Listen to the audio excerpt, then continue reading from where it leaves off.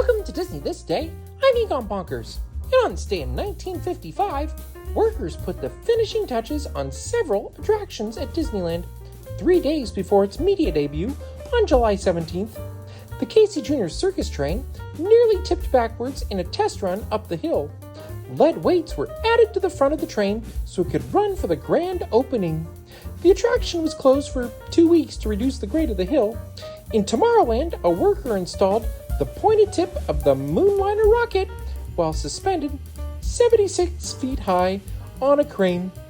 And it was 70 years ago today, just a few days before Disneyland opened. Pretty crazy, huh? Anyway, have a magical day.